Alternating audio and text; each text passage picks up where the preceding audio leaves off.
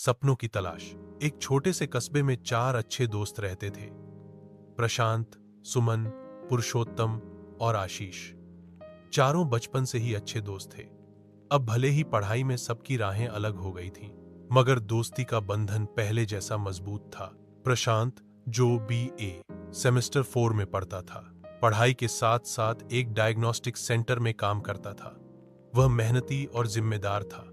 परिवार की जिम्मेदारियां धीरे धीरे उसके कंधों पर आ रही थीं। दिन रात मेहनत करना उसकी आदत बन चुकी थी। सुमन पढ़ाई में अच्छा था, लेकिन थोड़ा बेफिक्र स्वभाव का था। वह BC सेमेस्टर 3 में था। समय का ज्यादातर हिस्सा या तो पढ़ाई में बीतता या फिर मोहल्ले में दोस्तों के साथ घूमने फिरने में। उसे भी अब ये चिंता सताने लगी थी कि आगे क्या करना है। आशीष पढ़ाई में BA सेमेस्टर 2 का छात्र था, लेकिन पढ़ाई के साथ वह बच्चों को ट्यूशन भी पढ़ाता था। उसके अंदर पढ़ाने का जुनून था और वो सोचता था कि शायद आगे जाकर शिक्षक बनना उसके लिए सही रहेगा। लेकिन अभी भी मन में उलझन थी कि क्या ये रास्ता सही है। पुरुषोत्तम, जो इंटर सेकेंड ईयर में था, थोड़ा अलग था। पढ़ाई से ज्यादा उसका मन भगवान हनुमान जी की भक्ति में लगता था। दिन भर जप, पूजा, मंदिर और भजन में ही उसका मन रम जाता। परिवार वाले कई बार उसे समझाते कि पढ़ाई पर भी ध्यान दे, लेकिन वो कहता, हनुमान जी सब ठीक कर देंगे। चारों दोस्त अक्सर शाम को एक जगह बैठते और बात करते। एक दिन चाय की दुकान पर चर्चा छिड़ी।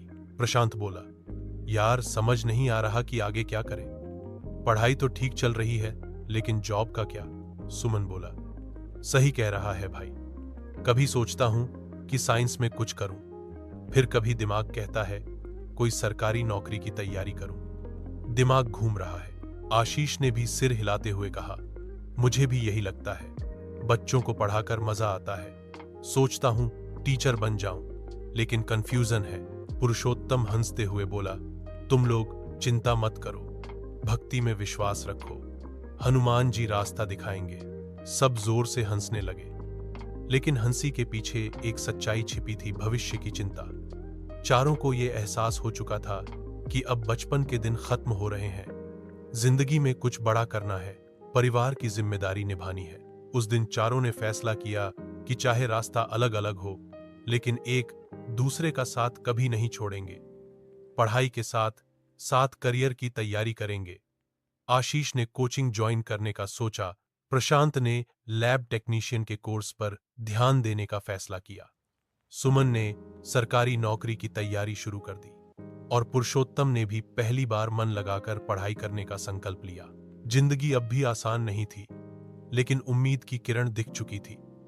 चारों को अब पता था कि रास्ता कठिन है, लेकिन दोस्ती और मेहनत से वो कोई भी मंजिल हासिल कर सकते हैं। सपने तब पूरे होते हैं जब दोस्त साथ हों और मेहनत ईमानदारी से हो।